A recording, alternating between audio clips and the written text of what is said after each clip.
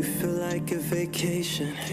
You feel like everything I've been wanting and waiting for. And every day I'm wanting more. Even though we had a minor slip-ups, we are never, ever, ever giving up.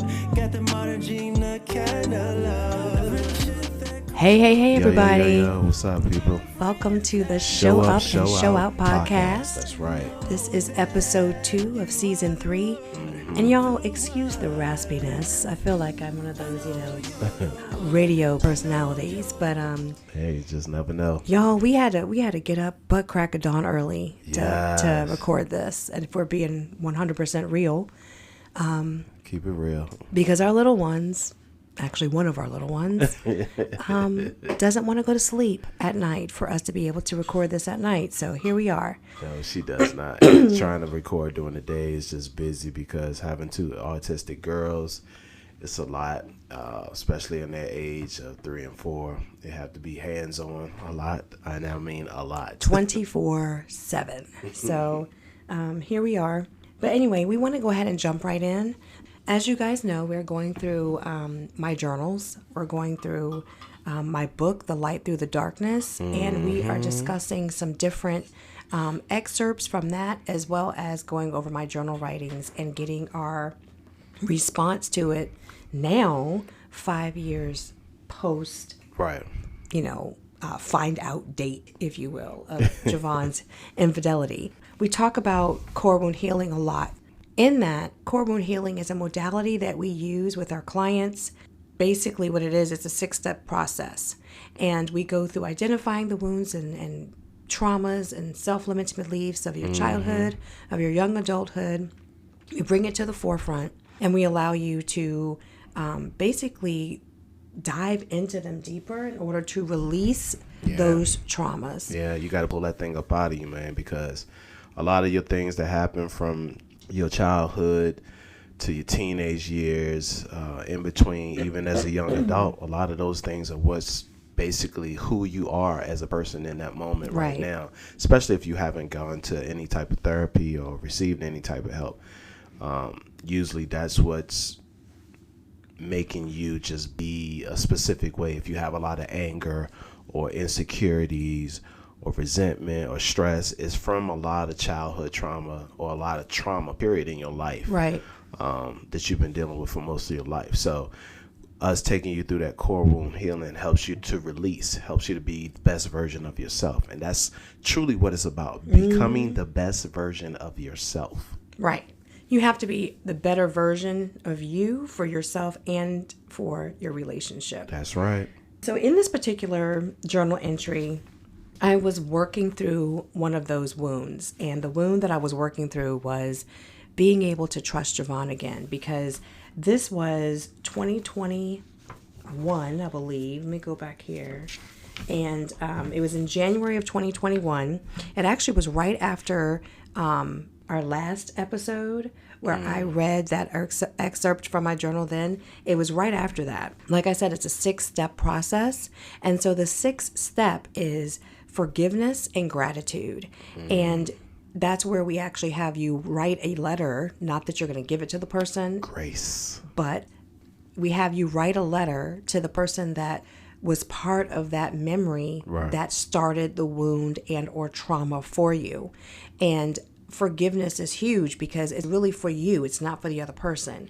And it allows you to get past a lot of that resentment and hurt and the pain and the whatever other feelings you have attached to that particular situation. So, and sometimes the gratitude you're giving is to yourself because you are perpetuating something within yourself. And that is what this journal entry is all about, because I'm writing this forgiveness letter, if you will, to me. And it's around, like I said, me not being able to get past the trust issue. I just couldn't give him trust because he, quite frankly, wasn't giving me what I needed. He was still, playing in the dirt, if you will, of the infidelity and wasn't coming clean. Facts. And Facts. This is true. I needed to, at this point, I know, and we always say this on our podcasts, our TikToks, etc., that you cannot change somebody else. They have to be willing to change for themselves. And That is true. in this, it was my opportunity to truly give it to God. And I had said I was doing that, but I really wasn't. And so this is what this journal entry is all about. And I really don't think you've ever heard this, honestly, Javon. So Nah, a lot of your journal entries I don't know about. Believe I just it or know not. about the book. Yeah, believe it or not, I've been writing, like I said in the last episode, ever since I was 11. Ooh, and yes, Lord. And you would think that, people would get kind of like, curious as to what I write. But my mom never read my journals. My sister never read my journals. And my husband has never read my journals, which is amazing that they gave me that space. So anyway, let's get to it. So this is key 6 with forgiveness and gratitude on learning how to trust Javon more. And it reads, I thought about how I felt like I had almost given license for others to hurt me. I sacrificed my feelings most of the time in lieu of pointing out the faults of others. I think being like that gave the wrong signal. Instead of indicating that I was an understanding, forgiving, and loving person, it was taken as weakness. After that moment of reflection, I went back to reality and how I was so livid to be hurt to this magnitude at this point in my life. I allowed myself to play into the woe is me victim role and did a pretty good job of it. I think my Father in heaven was getting quite tired of it though. One morning, as I was fixated on the details of how I had just been hurt, I heard a distinct whisper. This is not about you. I immediately remember thinking, how is this not about me? I'm the one that has been hurt. Then I quickly realized who I was talking back to and where that whisper had come from. In that moment, I took some time to quiet my mind and I listened to my heart. I realized that this situation wasn't about me. This was about someone else's journey and the simple rule of cause and effect. They made a bad choice, a really bad choice, and a time of pain for them that just happened to directly affect me. And as unfortunate as that was, this was actually someone else's consequences from their poor decision. Now they were being taught their lesson. But make no mistake, here I was smack dab in the middle of that ripple effect, a place I didn't want to be and didn't ask to be in. But you know what? That was one of the most humbling moments I think I have had this far. My eyes were open to the fact that even in someone else's mess, I had my own lessons to learn. I could either continue to wallow in my pain and the why me feelings, or I could get myself together, really look at the situation and see what was there for me to learn. I knew it wouldn't be easy, and that's an understatement. But if I could get through it, it would be so worth it.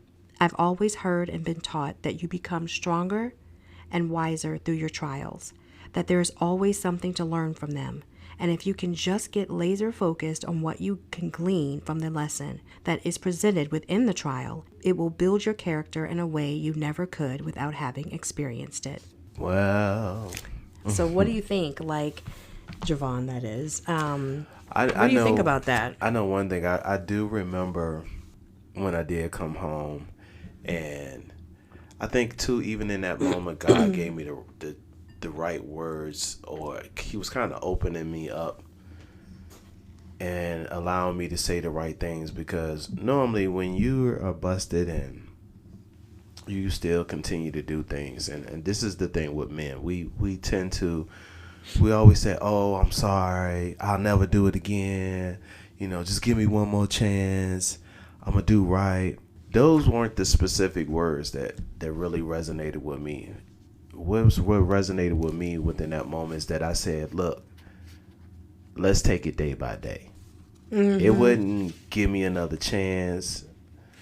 It was, let's take it day by day, because in that moment, taking it day by day was like, look, let's see how each day progress. And if each day is not progressing into the way it needed to be, then you needed to do what you needed to do and leave. Right. And right. I had to basically deal with that regardless, because at the end of the day, I was the person that stepped out on you, stepped out in our relationship, and even moving still was messing around. So yeah. Messing around in the sense of allowing this person to come here and be here and stuff. So but it also woke me up.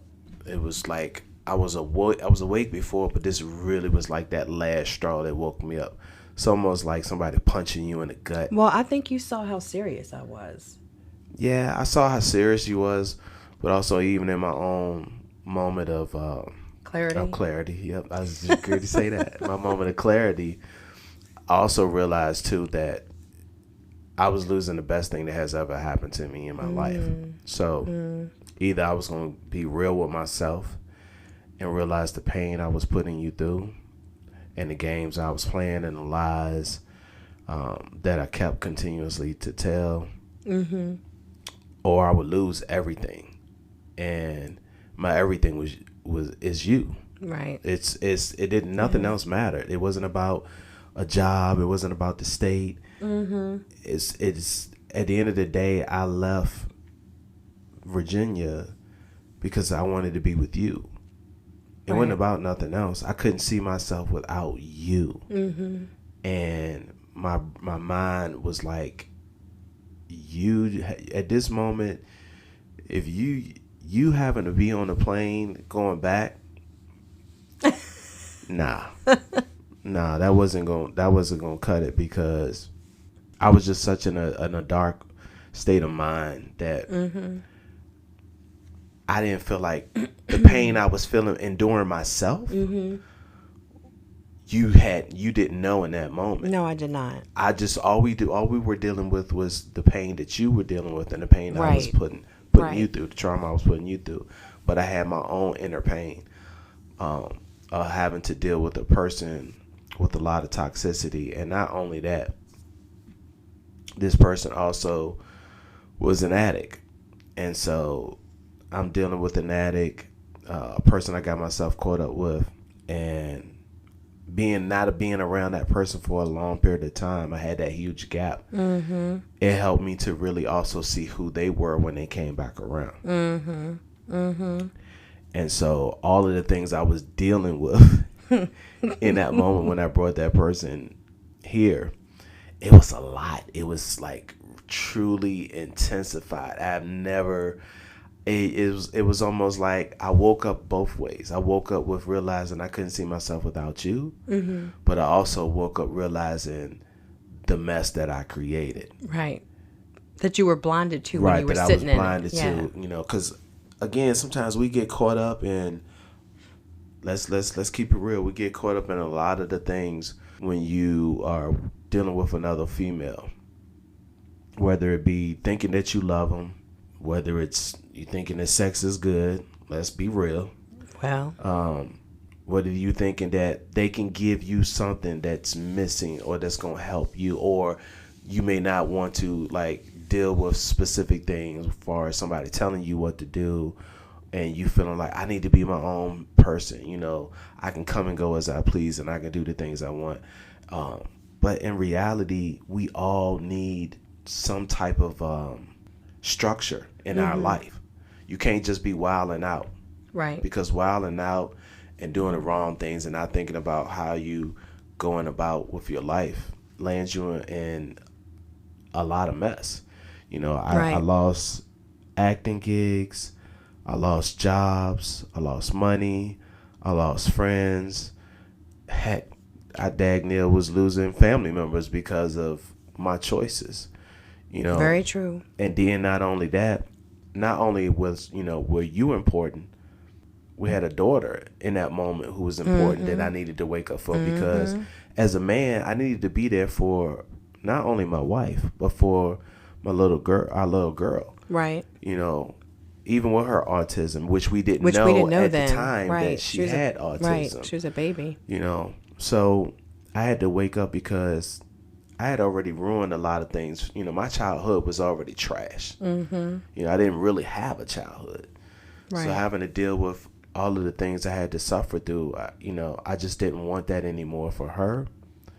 I didn't want that anymore for myself. And I definitely didn't want to bring any more trauma to your life than what you had already had to deal with. And I promise you that I was going to be that man that does right. Knowing that you had already been cheated on by your previous husband, I still went out there and was stupid and did something crazy. That was the biggest thing for me.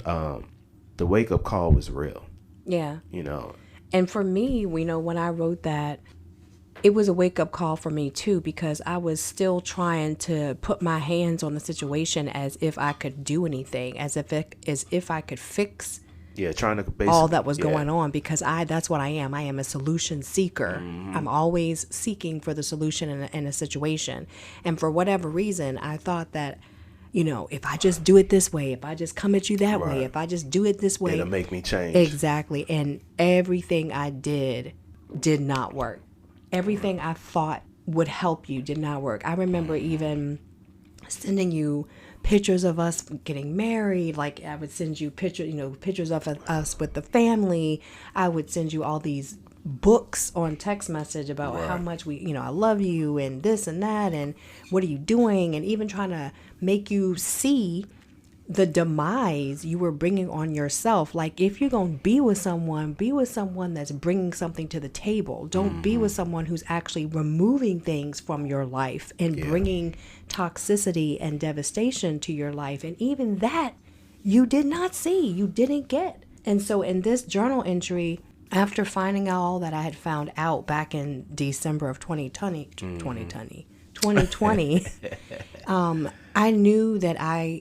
I knew that was my wake-up call, that I had to give it over to God. And that you did. And I did. I remember, I had taken off my wedding ring. We were just... Clothes was packed. Everything was in a position that we were done. Yeah. You had everything. I remember walking through that door. You had everything. As soon as I opened that door, and we talking about, we basically sold most of our stuff in the 2-story home that we had to move all the way across, the state, the country. I said You're so funny when you across the country to live in a 1-bedroom apartment where, because of our little girl and her sleeping habits, that as parents most of the time we were sleeping on the couch instead of in our own bed. Yep. Because she was in our room, and like soon as you would crack the door, she would wake up, and it was hard for her to go back to sleep. Yeah. So, but all of my stuff was packed on the couch, separated all, and this is the level of love you have for me, because everything was neatly done. Mostly everything, when you getting thrown out by your significant other, is like everything just is in trashed. trash bags. It ain't gonna be precise. It ain't gonna be like folded up all neatly and everything. And I mean, everything was organized. That don't happen. Like, come on, bro. Like, yo, here you go. Take your stuff.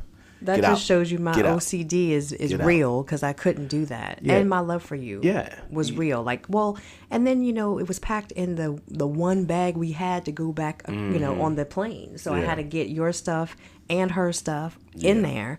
And then, not everything was packed up. I mean, because a lot of stuff I remember was out on the couch. I remember that. Right, but vividly.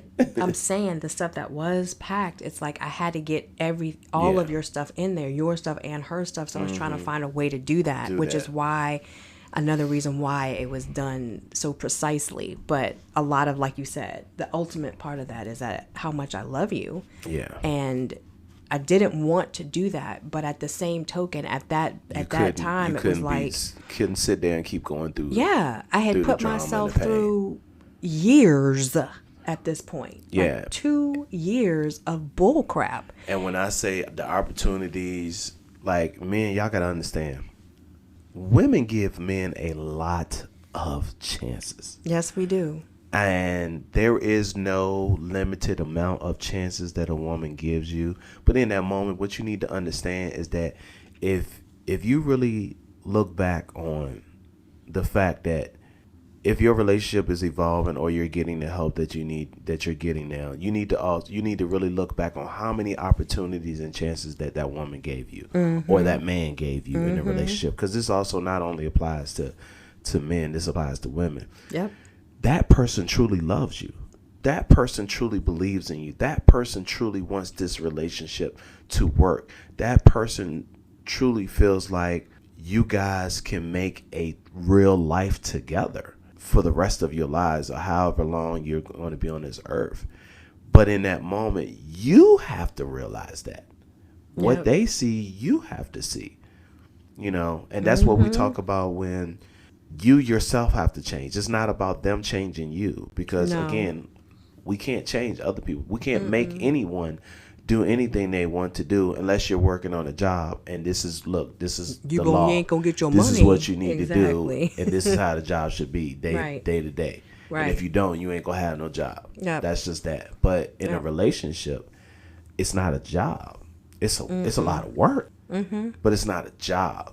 But you have to be submissive to each other, and you got to be wanting to do it, and it has to be a level of love that's pushing all of those elements Right. to make that relationship. Exactly. And it's not one-fold, it's twofold. It's two people coming together as one, and you both have to give 1,000%. Ain't no you give 150, this person gives 40%. It don't work like that. So either you're gonna wake up and get it, or you're gonna lose out. But then that's when you coming back begging and pleading and crying. I messed up. I want to be back with you. I promise this time I'm gonna do what I got. Nah, man. No.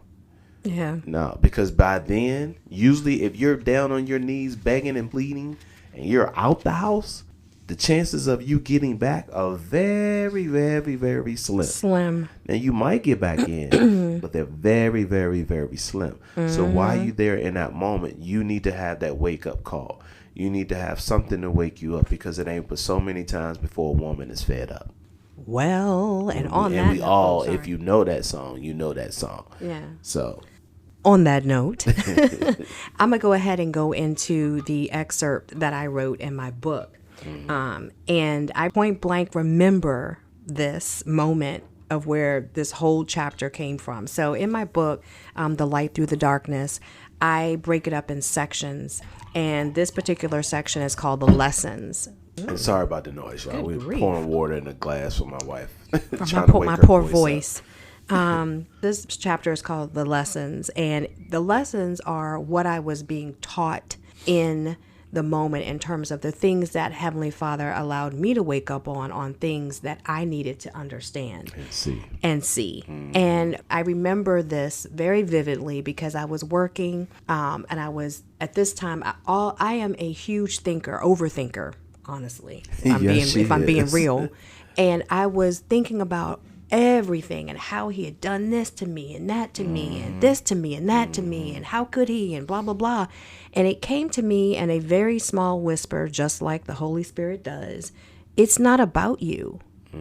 And y'all, sometimes I talk back to those voices and I'm like, are you kidding me right now? Like, how is it not about me? Okay, this is what he did and this is how he hurt me and I haven't done anything to him. I can see it if I was an awful wife, but I've given him everything, which I had. Blood, sweat, and tears. I had given him everything.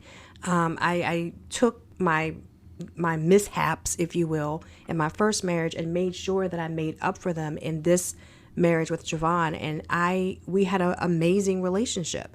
And I was like, this is what he does? Like, what? And it came to me.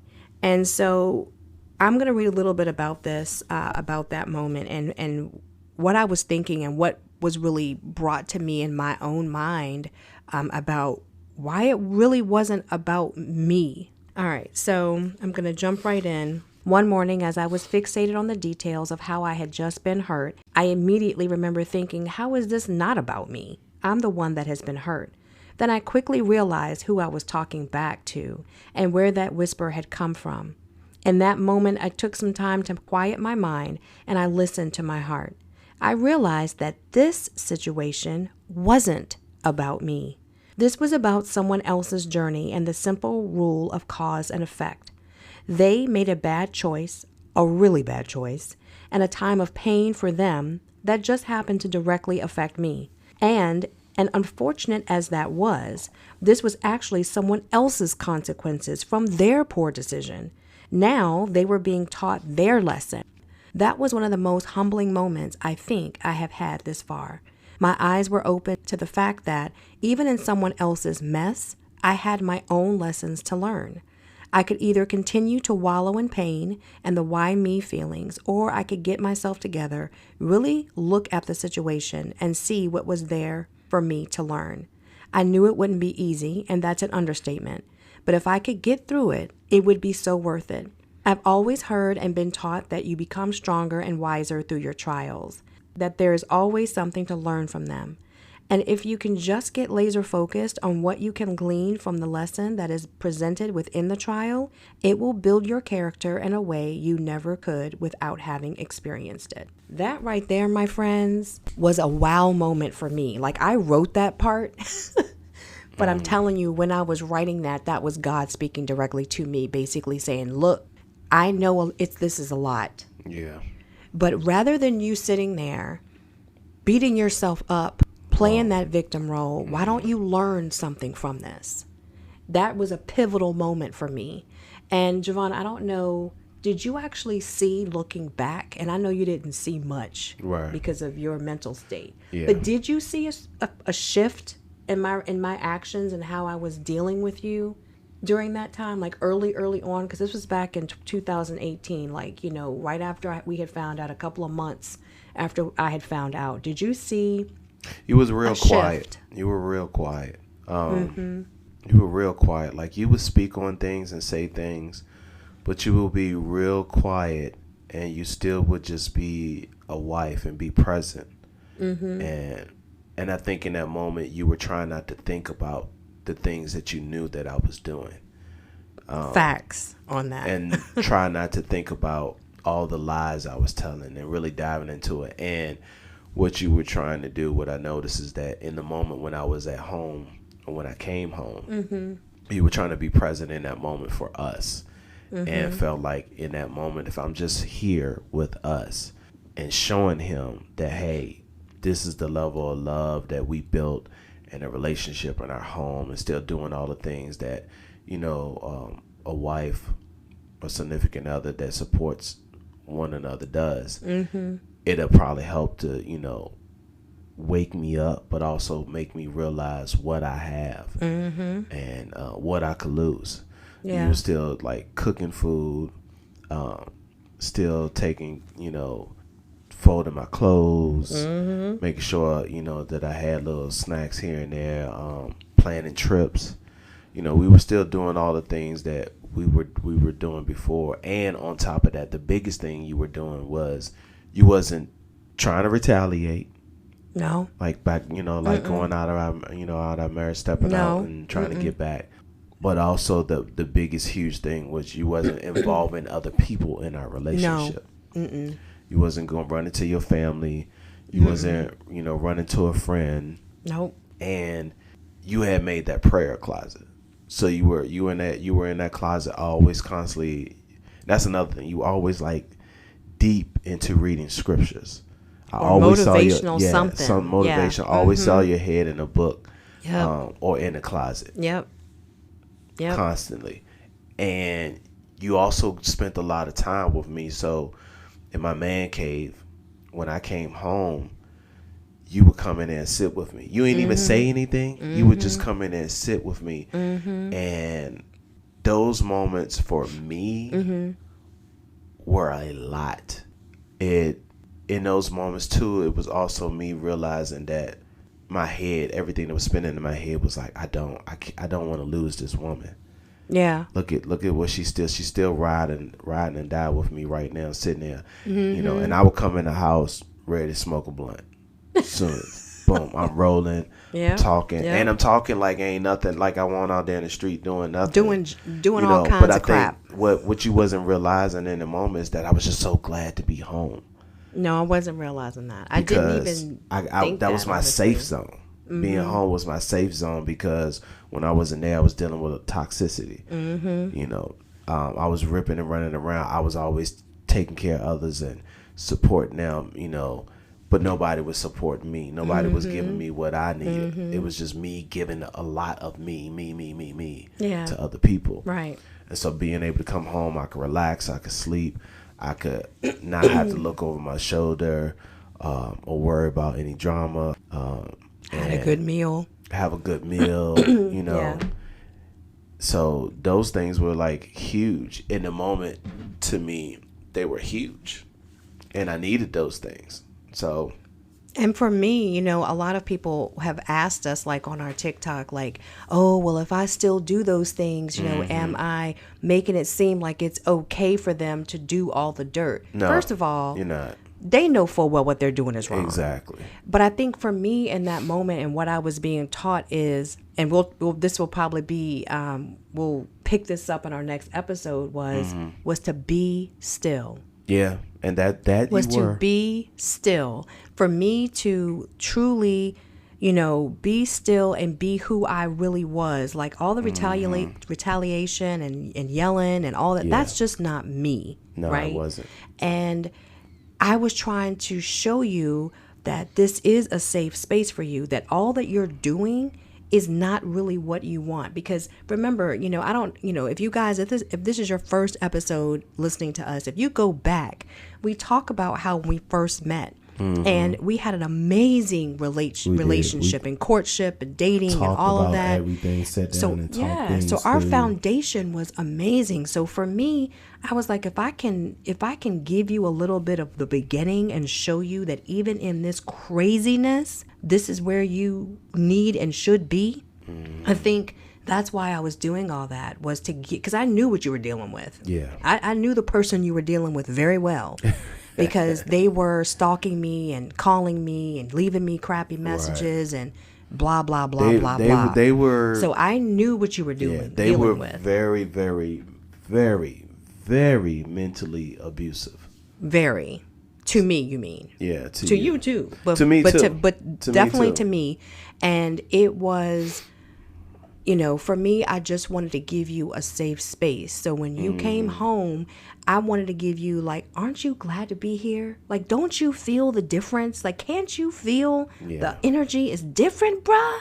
Like, that's what I was trying to give And you trust me, without saying it. I could feel the energy. And now don't, like, let's not get it twisted. We had our moments where we did, you know, have arguments and, you know, but those arguments were normally me when I was trying to get out the house.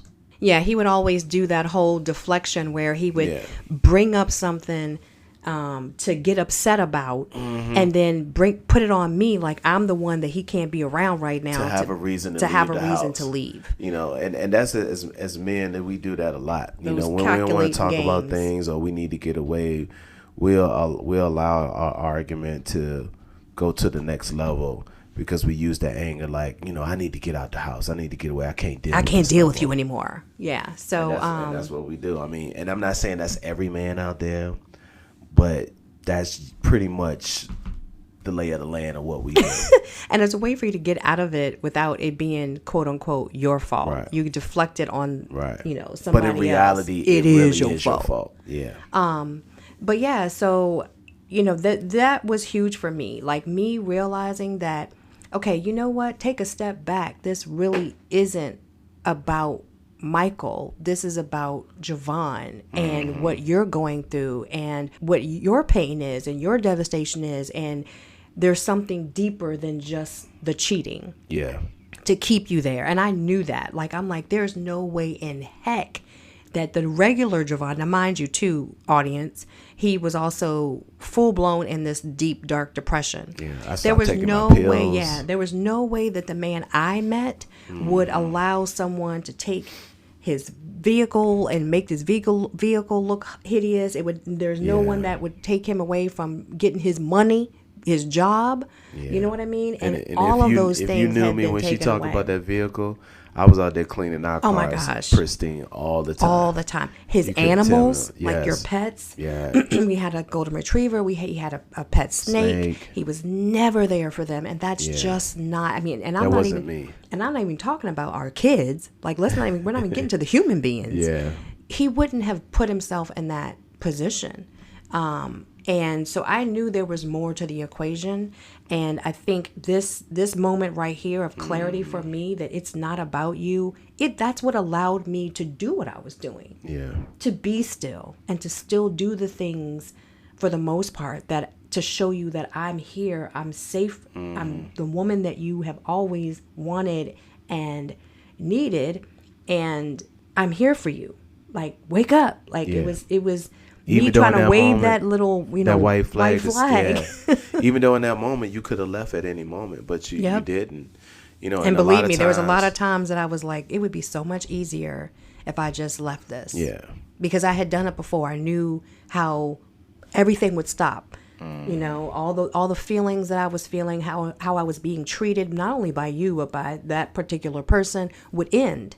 But that's not what I was told to do. And that's not what I really wanted, if I'm being completely honest. I was in love with you, and I knew that you had a dark cloud over you. I did. And I just needed to, I was like, if he can just freaking wake up, what in the world? It was to the point that cloud was so dark that I wasn't even in control. I wasn't in control. I believe that. When I wanted to, I would get, and I think that was a lot of part of my anger too, because in that moment I had lost control. Mm-hmm. I had lost control of who I was and what I wanted to do and how I wanted to be. And, we realized that in the relationship that we're in, the person we're married to or been with for the longest time, we feel like, oh, you're controlling me and this and that and the third. But in reality, it's the person you out there cheating with that's controlling you more than anything. That's what I wanted you to get back then. Yeah, that's the control.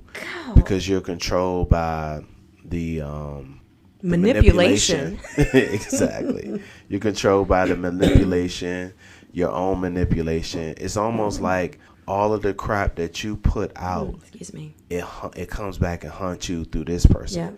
Because what you're going out there doing and with all your lies and stuff is catching up with you, and it's making you become a different person. So you're lying, you're manipulating. Sorry, y'all. You're doing everything you can do, but be yourself. Yep. Because if you were truly yourself, your true self would realize in that moment, through all the things, what you are doing is not the right thing. Mm-hmm. It's not the right thing for yourself. Mm-hmm. It's not the right self. It's not the right thing for the person you're, in a relationship with, and it's not right for the other person you're out here cheating on, Facts. All around. So you're hurting yourself and you're hurting others. You mean cheating with? Yeah. Mm-hmm. Yeah. The way I said the one you out there. Yeah. She said cheating on. You're cheating on your wife. You're cheating with the other person. The one you're cheating with. So, I made a lot of bad decisions. I hurt a lot of people emotionally.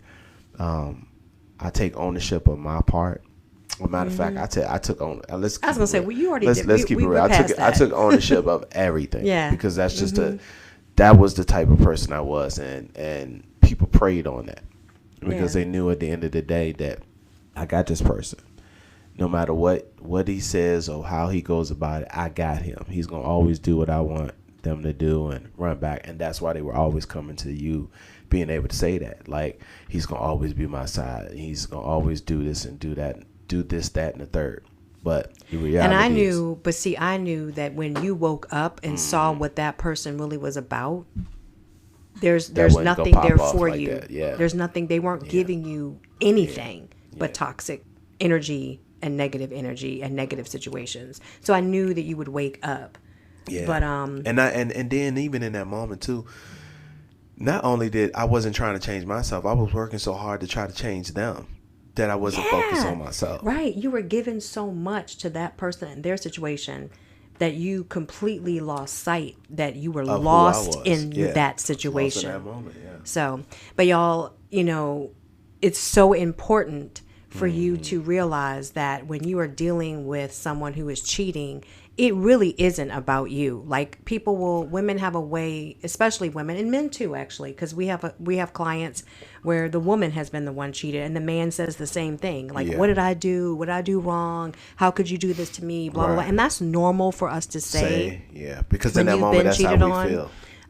But in actuality, for them to go outside of their relationship and get entangled in all the bull crap that comes with cheating, when you really look at it from a high level, it really is them dealing with whatever they're dealing with, because it's so much easier if you really didn't want to be in the relationship to come to the person and go, you know what, I don't want to be in this. Like, let's talk about how we can, work through this, and we can co-parent if you have children, and I can move on.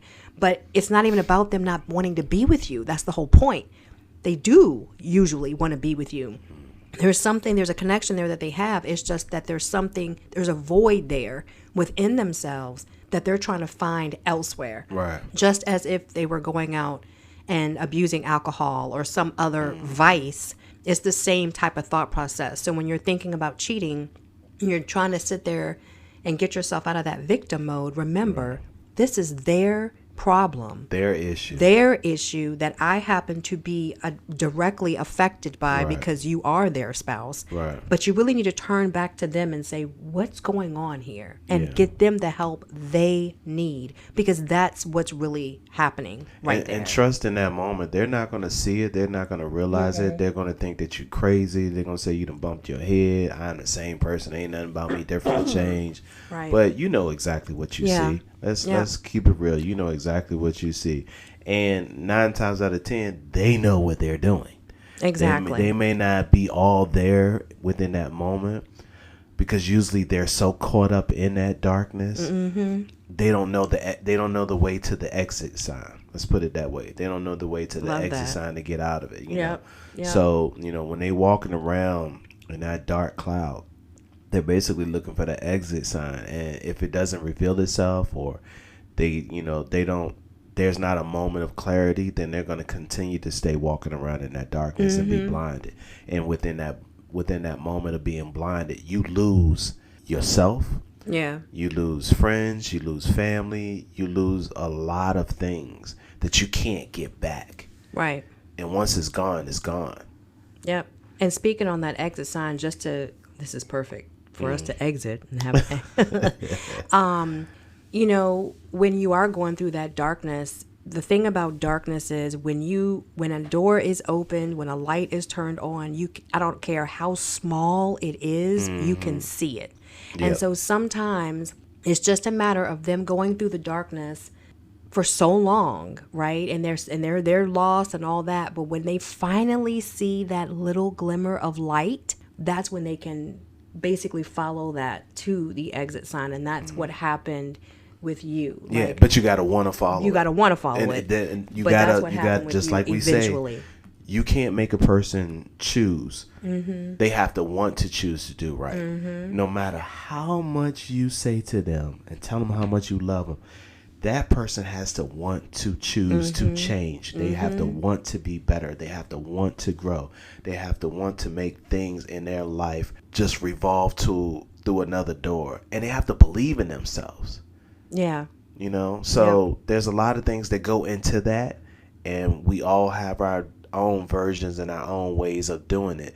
But you got to find that light. Yeah. And once you find that light, keep following it. Keep following it. Till it gets brighter and brighter. Because as it gets brighter and brighter, you're realizing that you're coming out. You're realizing you can fix things.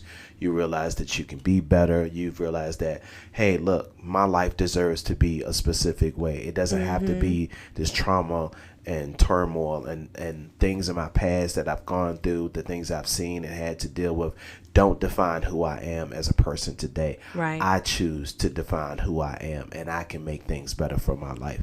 So. And if you haven't picked up on what the light is, for us, that's Jesus Christ. It was the light that's what this book is about, the light through the darkness. That light is Jesus Christ, because even for me, going through that whole process by myself, because I did not pull in anyone else. I didn't pull in family and friends. I didn't tell anyone at first.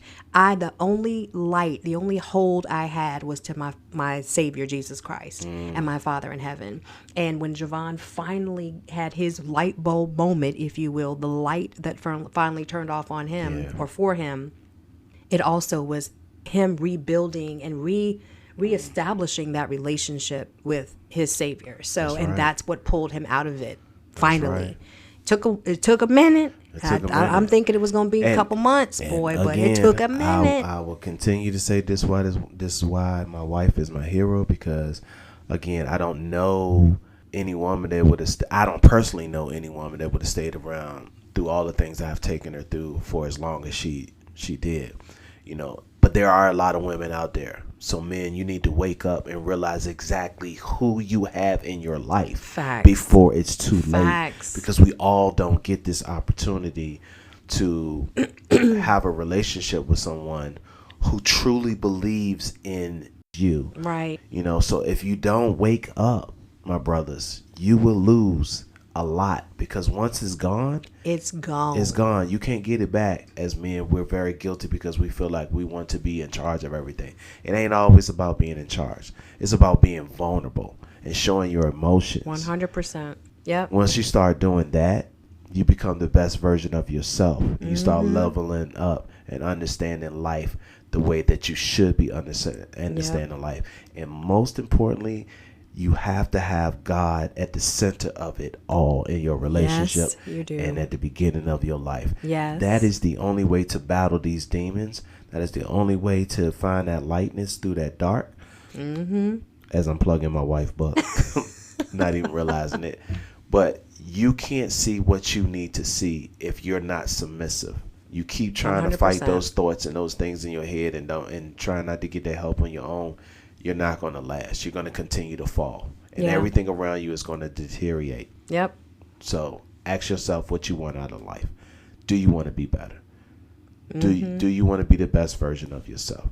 Do you want to wake up in that moment and realize what you have and what you gain and what you will lose? Yep. You know, not only for yourself as a man or as a woman, as a mother, as a father, you know, as a sister, as a brother, as a cousin, uncle, aunt. All the things. All those things. Yep. You know, you truly have to wake up, and you need to build and continue to build and build and build and build to be the best version of you, because you truly can. Yep. And on that note, thank you so much for being here with us, guys. That's right. On this second episode of ours on the third season of the Show Up and Show Out podcast. I'm mad that you were. Let's do that again because you were not there. I was still in the moment. Thank you for being here with us. We tend to get a little deep sometimes. On the Show Up and Show Out podcast. And we will see you next time. Peace out. See ya.